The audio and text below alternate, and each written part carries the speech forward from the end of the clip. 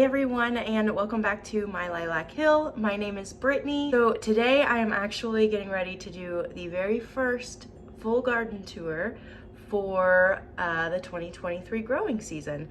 And I say full garden tour, the garden is not completely planted, but I'm gonna show you everything in the garden that I have planted so far. And I plan on doing this every single week so you can watch my garden grow this year. So it is bright and early in the morning, and we are going to take some coffee and we're gonna head out and show you kind of everything that I've got going on. So let's go. Kind of want to show you just a couple of the bushes that I have here on the property that are getting ready to be in full bloom.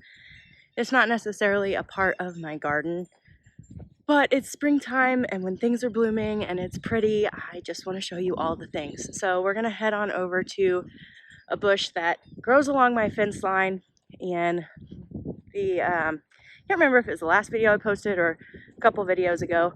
I was asking if it really was a spirea bush because I wasn't sure. I did some research and it is in fact a spirea bush. You can kind of see it in my sunglasses right now, but I'm going to turn the camera around and let you see this big beautiful bush now that it is in full bloom. Okay, there she is in all of her glory. And she is just beautiful. If I had any of my, you see I've got a whole fence line of irises. If any of them are blooming, I would have to make myself a bouquet. But look how beautiful that is. And then I'll just kind of walk you along the edge here. I've got all of these irises and they really need to be thinned out. I just have not had the time to do it yet. But these are all different colors and they have been here for who knows how long, at least as long as Kyle has owned the property. And they are just beautiful. So I'll be sure to keep you guys posted as those start to bloom as well. And then we'll head back over here. I've got two more bushes right in the front of my house. One is a Japanese quince or quince, and it has really pretty, kind of like a bright coral pink color flower. I wouldn't say it's quite red. And then the other one is a forsythia bush, which is just beautiful, and we have a bunch of cardinals that really love this forsythia bush. Okay, so this is the Japanese quince or quince. I'm not really sure how you pronounce it. And I'll try to get closer so you can kind of see.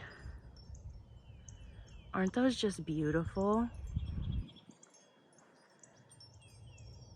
The only downside is that this bush also has thorns, but sure is beautiful. And then right over here, and this one's not completely budded out, but this is the forsythia bush. Last year it seemed like the forsythia bush was in full bloom and bright and yellow by Easter, because I actually took some of Miles's pictures with this bush, and if I think about it, I'll throw one in here to show you. But it was just full of bright yellow blooms on it, and it was beautiful. So I'm hoping here within the next couple of weeks it will look like that again. Part of it, I pruned it quite a bit, so that might have delayed things, but this year we just were, I guess we were colder longer. We had several warm days last year in February, and we didn't really have that this year. So I'm thinking that's what kind of delayed it. Today is April 14th, so shouldn't be too much longer. But now let's head over to the garden and show you the really fun stuff.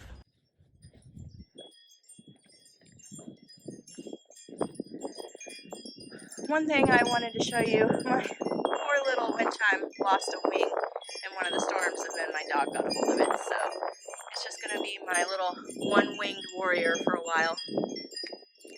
But I built this planter. Let me see if I can zoom out. I built this planter last year. Very super simple project. And I think it turns out really cute. This actually is solar powered, and so it lights up at night and gives me just enough light for my little walkway here to the front door. In here I planted right around the beam, I planted several sweet pea seeds, and then I also put in some pansy seeds, and looks like we've already, I don't know if you can really see that, but right there we've already got a little bit of growth. So I'm hoping that this will be really pretty before too long, and of course I will show you every week in the tour. And Murphy, since I have stuff planted in the garden, I don't want him walking with me, so he is in his kennel for now. And then during the season that I have the garden in, unless I'm right with him, he has to be on a cable, which kind of stinks, but one of these days he'll learn to stay out of the garden, I hope. So, as we walk towards the garden, this is what you'll see, and this is just one of my gardens, but this is the same one I gardened in last year, so I'm calling it my primary garden. I've got all of my garlic here that I overwintered. I planted this last October or November, somewhere in there. I think closer to November. And this is, if I remember correctly, red chestnut garlic, I believe. And I want to say I got it from Big Elk Garlic, something like that. I'll put a link to that in the description box below. But I'm super excited. This is my first time ever growing garlic, and it looks like it's working at least, so that's good. And then we'll head over here. This is, I have not planted my cucumbers yet, but they will be climbing up over this trellis. Very similar to what I did last year, except for last year the trellis is where the garlic is. I do try to follow crop rotation.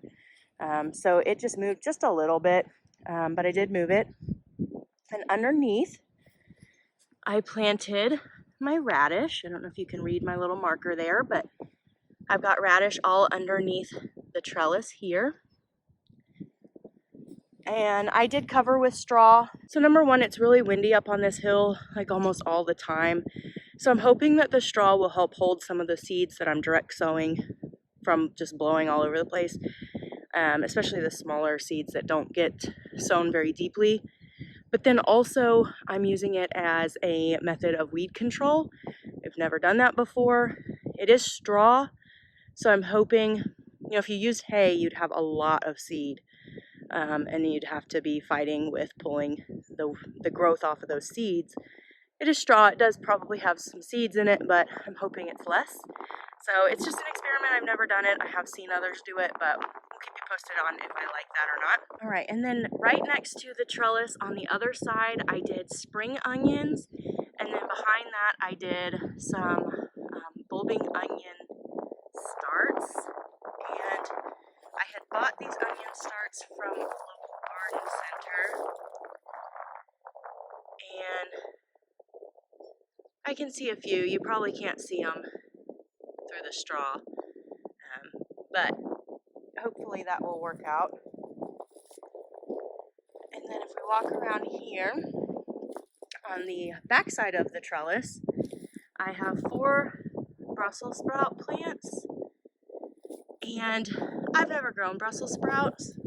So I've never grown Brussels sprouts, and everything that I've researched, they'll probably do better here in the fall, because we really do, we're in zone 6, 6A, 6B, it's kind of up for debate on that one. Probably closer to 6A, but it gets too hot too quickly here in the spring. We basically go from winter to summer with like a week of spring in between.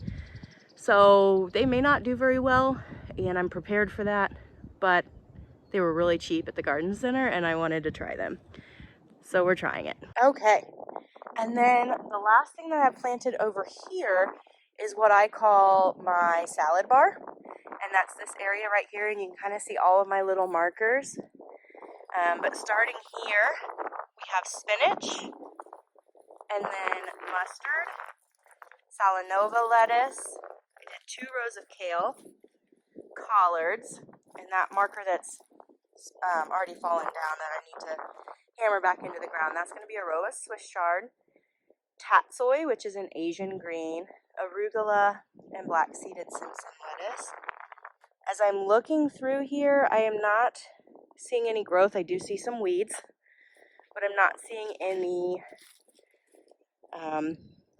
growth from my seeds yet, but I just planted them last Sunday and today's Friday. So there's still plenty of time.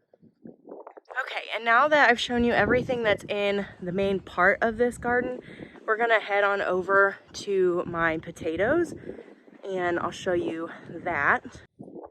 So this is my little potato bed. I did not do a whole lot of potatoes this year, primarily because I'm trying this method. It's the Ruth Stout method. Some people refer to it as the Gabe Brown method, but basically you're growing the potatoes in straw. And I am doing straight straw with amendments and potato food, but I'm not using soil or compost. Just an experiment for me. I've seen people do it with soil and compost, and I've seen people do it just in straw, and it works out both ways. But essentially, I planted my potatoes in here, and as the season progresses, I'll just kind of keep adding straw, similar to what you would do in soil if you're hilling. You'll just want to keep covering them with more and more straw as they grow. Okay guys, well that is all that I have planted so far. Like I said, it's April 14th, so it's very early. And even some of the stuff I've already planted, taking a little bit of a risk on it, doing it this early. But I've looked at the 10-day forecast and we're only a couple weeks behind my anticipated last frost date anyways. I feel pretty good about it. We'll just have to wait and see, I guess. But it is supposed to rain tomorrow, and I'm really trying to get a few more things planted right after I finish filming this video.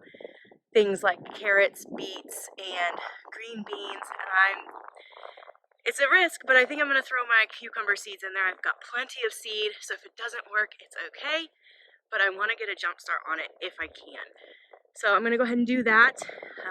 It's not quite as windy today as it sometimes is, so maybe I'll be able to film. And I think I might be able to put my tripod on the trellis and see if that will hold it up a little bit better so that I can actually do some filming out here for you guys. But I've got to get back inside, get all my seeds gathered, and get out here and get that planted today. I'm also heading over to Kyle's house to do some planting in the garden beds over there. So hopefully I'll be able to film some of that as well and bring those videos to you.